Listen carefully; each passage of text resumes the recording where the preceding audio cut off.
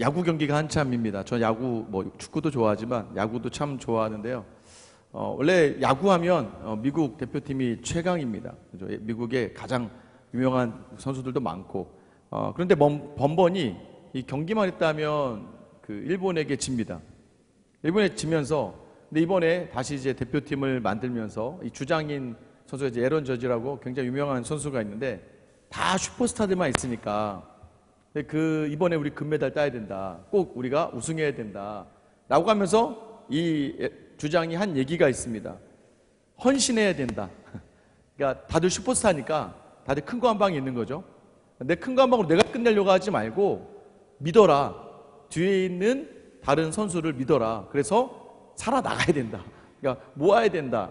그러니까 믿으란 얘기예요. 그럼 우리가 반드시 우리는 지지 않는다. 왜냐? 한 사람 한 사람 놓고 오면 최강이기 때문이죠.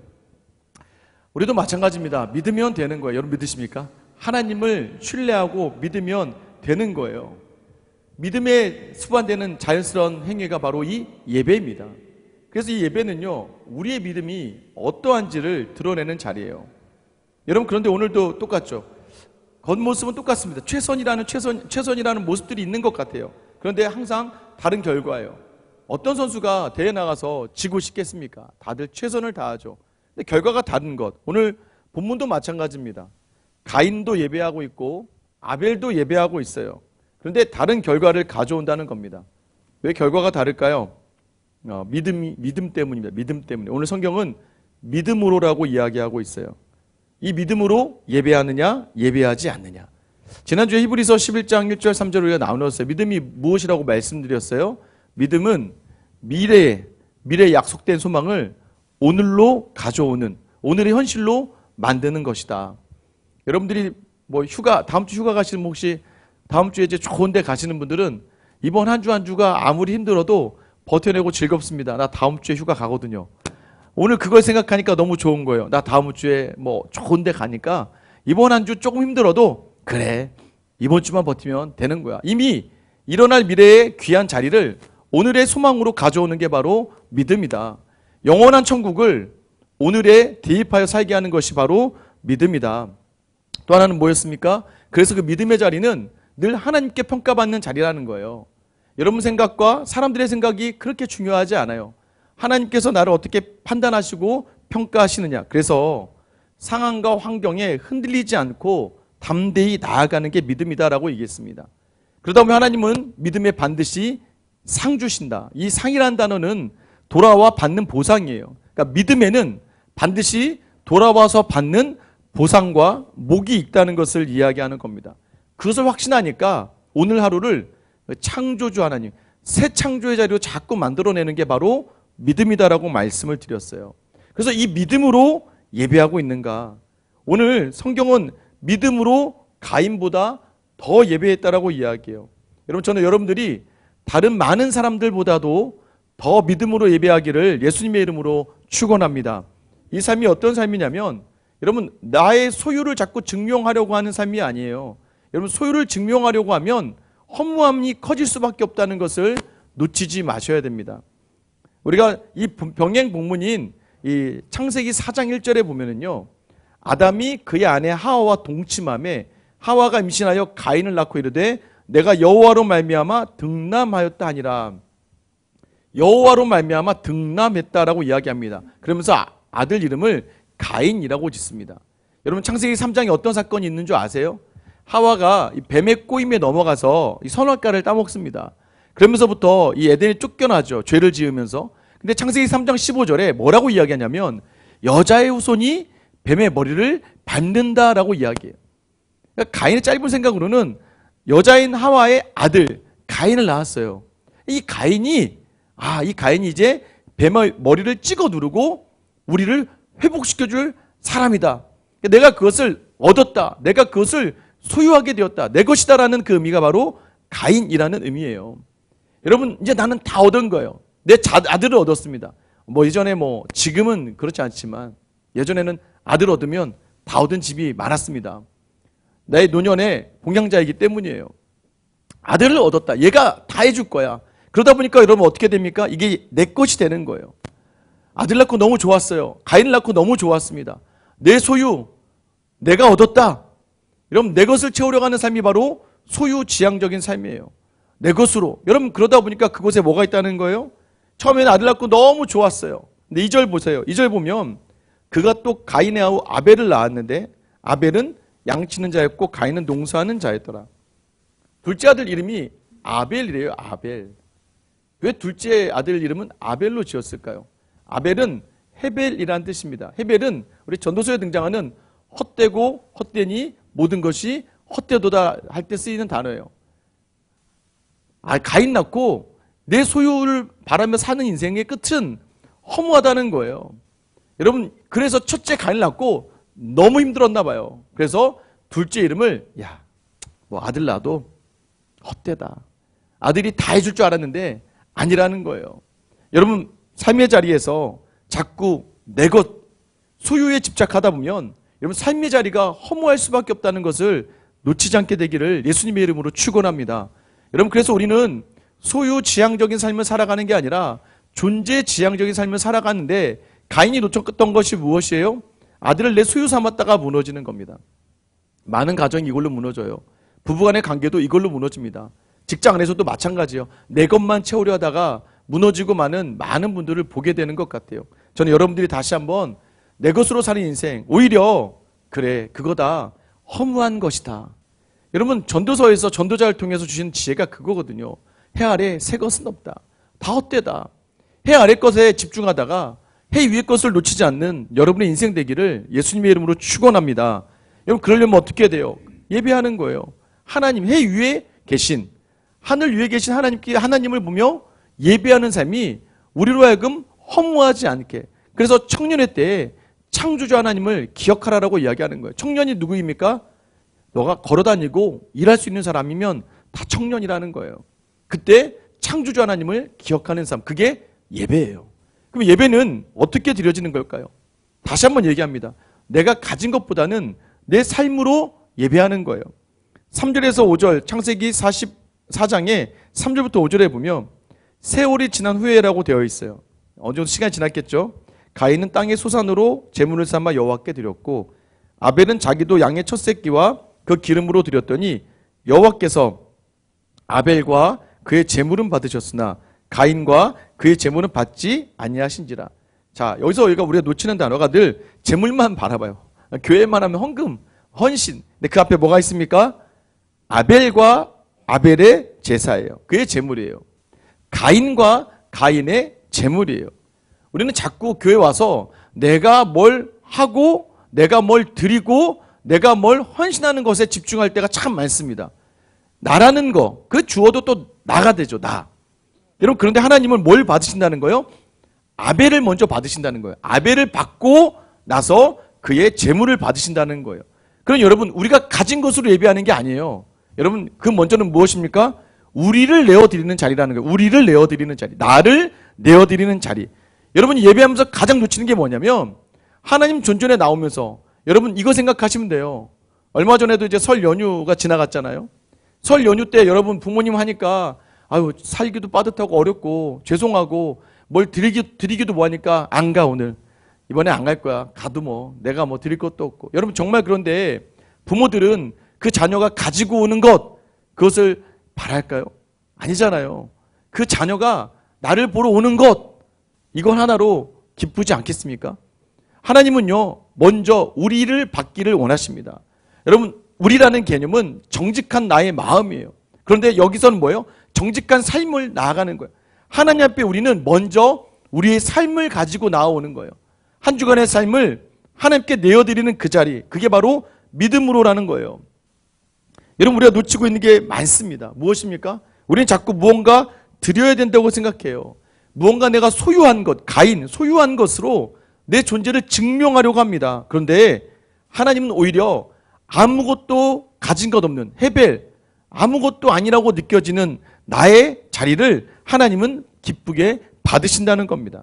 여러분 저는 여러분들이 이 주님의 존재를 놓치지 않으며 여러분 우리가 나오는 이 모든 자리는 무엇입니까? 내가 가진 것으로 예배하는 게 아니에요. 그저 나의 삶으로 나를 내어드리는 이 예배가 되기를 예수님의 이름으로 축원합니다. 여러분 그러면 뭐예요? 나를 드린다. 내가 가지고 온 것보다, 내가 드리는 것보다 나의 삶을 받으신다. 여러분, 이것은 무엇을 얘기하냐면요. 그래서 어떤 이들은 나올 때 너무 좋은 일들이 많겠죠. 감사가 많고 막 자랑할 게 많아요. 그렇게 드려지는 분들도 있을 수 있어요. 근데 여기서는 뭘 얘기하는 거냐면 자신의 것을 드리지 말고 자신을 맡기는 것이 예배다라고 이야기하고 있습니다. 여러분, 오늘 가인이 분노합니다. 왜? 내 제사를 받지 않았어요. 여러분도 분노합니다. 왜요? 여러분 열심과 최선을 다했는데 인정받지 못했을 때예요. 제가 아까 믿음은 누구로부터 평가받는 거라고 말씀드렸어요? 하나님으로부터 평가받는 건데 자꾸 여러분 뭘 놓치냐면 사람을 향하게 됩니다. 왜 무너질까요? 아내가 인정해주지 않으니까 분노하게 되는 거예요. 직장에 와서 직장 상사들이 인정해주지 않으니까 분노합니다. 내 거래처의 사람들이 나를 인정해주지 않아요. 내 동료들이 나를 인정해주지 않을 때 우리는 분노하게 돼 있어요. 그 분노의 기본 기준은 뭐가 되는 거예요? 시기와 비교로부터 시작되는 거예요. 왜? 내가 생각할 때 나는 이만큼 드린 것 같거든요. 내 소유, 나의 것을 이만큼 내놓은 것 같거든요. 근데 여러분, 하나님 앞에 내가 이만큼 내어드리는 게 중요한 게 아니에요. 다윗이 하나님 앞에 왕궁을 짓기로, 하나님의 성전을 짓기로 결단했습니다. 하나님, 나는 백향목궁에 거하는데 하나님은 저 천막에 거하시는 게, 하나님 뭐라고 얘기하세요? 야, 내가 이게 무슨 소용이 있니? 하늘이 땅이 다 내 것인데. 하나님은요, 여러분이 무엇을 드리냐를 중요하게 생각하지 않고 여러분 자신을 하나님께 맡기는 삶을 중요하게 여기시는데 자꾸 비교하다 보면 여러분 어떻게 돼요? 이 안에 분노가 일게 됩니다. 분노의 끝이 어떻게 됩니까? 여러분, 하나님은 꼭 분노가 일 때 또 오늘 여러분 중에 누군가에게 이렇게 물어보시는 거예요. 오늘 4장 6절 7절을 보면 여호와께서 가인에게 이르시되 내가 분하여 함은 어찌 됨이며 안색이 변함은 어찌 됨이냐. 네가 선을 행하면 어찌 낯을 들지 못하겠느냐. 선을 행하지 아니하면 죄가 문에 엎드려 있느니라. 죄가 너를 원하나 너는 죄를 다스릴지니라. 여러분이 혹시 마음에 억울함과 분노가 있고 다른 사람을 향한 어려운 마음들이 있다면 오늘 이 말씀을 여러분 안에 새기기를 예수님의 이름으로 축원합니다. 죄를 다스려라. 제가 잠언 4장 23절 마음을 지키라라는 것과 동일한 거예요. 안에 일어나는 죄를 다스려야 된다. 다스릴 수 있다는 거예요. 어찌 분함이냐. 왜요? 더 나아가서 선을 행하지 않았다는 거예요. 지금 선을 행하지 못하는 너에게 지금 죄가 문 앞에 있다는 걸 이야기하는 겁니다. 분노하고 있어요. 자꾸 여러분의 생각으로 가니까 그러는 거예요. 비교, 시기. 뭘 묵상한 거예요? 성경은 말씀을 묵상하라고 이야기, 하나님의 뜻을 묵상하라고 하는데 여러분 스스로가 묵상이 많아져요. 좀 부탁인데 생각을 많이 하지 마세요, 여러분. 여러분 생각을 많이 하지 마세요. 왜 제가 나한테 이렇게 얘기했지? 왜 나한테 이렇게 반응하지? 우리가 우리의 생각을 많이 하게 되다 보면요, 굉장히 부정적인 길로 가게 되고요, 굉장히 분노할 일들이 굉장히 많아집니다. 그냥 때로는 그냥 털털 털어 보이세요. 때로는 저럴 수도 있지. 이 한마디가 여러분을 살리는 말이 되는데 그러지 않고 자꾸 묵상하다 보니까 내 가족 안에서 아내의 말 한마디, 남편의 말 한마디, 자녀의 말 한마디가 자꾸 묵상이 될 때마다 우리는 굉장히 불편해집니다. 직장에서도 마찬가지예요. 여러분, 지나가는 사람의 한마디에 계속 예민해요. 그러니까 항상 이런 사람들의 특징이 뭐냐면 시험 받을 준비가 되어 있는 사람들이에요. 묵상을 자기가 하는 사람은요, 늘 누가 어떤 말을 해도 왜? 이 안에 지금 죄가 가득하고 마음을 다스리지 못하니까 아무리 선한 말을 해도요, 그 마음에 선으로 받지 못해요. 여러분, 예배하는 삶의 특징이 무엇입니까? 나의 마음에 주님을 담아서 말씀으로 나를 자꾸 돌아보는 자리가 죄를 다스리는 자리라는 것을 놓지 마셔야 됩니다. 요한일서 3장 12절에 이렇게 기록되어 있습니다. 가인같이 하지 말아라. 가인같이 하지 말래요. 그는 악에게 악한 자에 속하여 그 아우를 죽였으니 어떤 이유로 죽였느냐?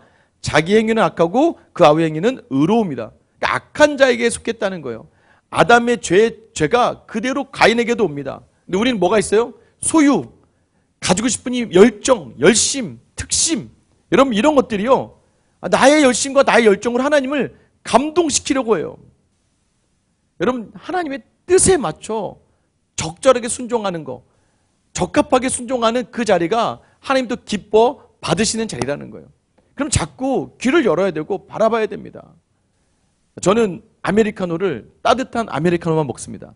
아이스 아메리카노를 먹지 않아요. 간혹 가다가 그걸 모르시고 훈련 받을 때 저에게 목사님 이거 드세요 하면서 아이스 아메리카노를 가져다 줄 때가 있어요. 물론 그 마음을 받습니다. 그런데 다만 이왕이면 제가 따뜻한 걸 좋아하니까 따뜻한 걸 주시면 더 좋겠죠. 그건 제가 평소에 이야기하던 것들을 잘 안 들으셔서 그래요. 미리 제 사용법을 말씀해 드리거든요.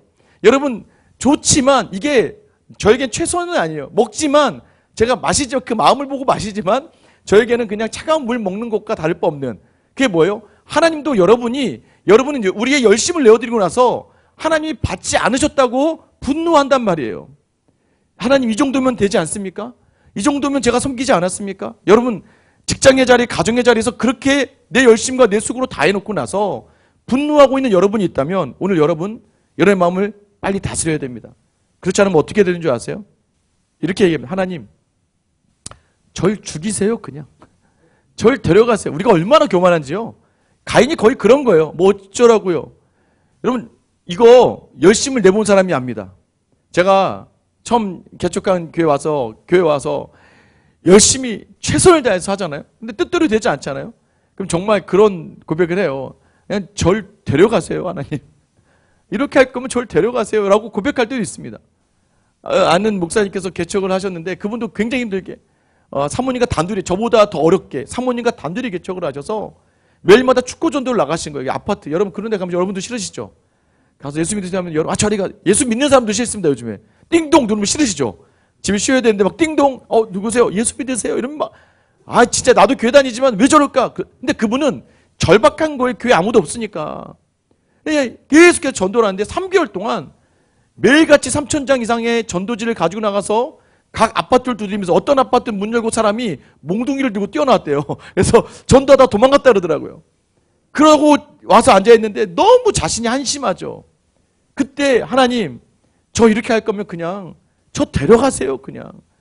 여러분 그 열심과 특심 때로는 하나님께 묻지 않은 저는 늘 기도합니다. 오늘도 이 미도어 시작할 때 그렇게 기도해요. 하나님 보낼 하나님의 영혼들을 보내시고 오늘 이 말씀을 작정된 자가 듣고 하나님 앞에 돌아올 수 있는 은혜를 주세요라고 저는 늘 기도합니다.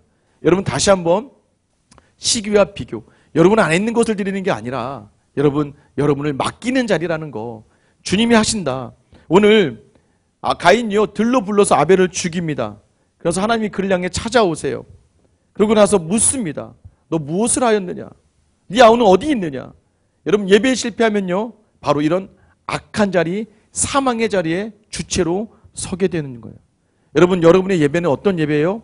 정말 내가 뭔가 소유한 걸 내어드리고 내 열심을 내어드리면서 만족하려고 하는 예배가 아니라 여러분 하나님 앞에 헤벨, 아벨 하나님이 허무한 인생을 아무것도 아닌 이 인생을 아무리 내가 볼 때 사람들이 볼 때 자랑할 만한 게 있어도 아무리 사람들이 볼 때 미련하고 부족하고 연약해 보여도 그것을 온전히 맡길 수 있는 여러분의 예배가 되기를 예수님의 이름으로 축원합니다. 여러분 우리는 늘 죄를 지을 수밖에 없는 연약한 인생이라는 걸 놓치지 마셔야 돼요. 오늘도 많이 비교하셨죠. 오늘도 많이 시기하셨죠. 그러니 무너지죠.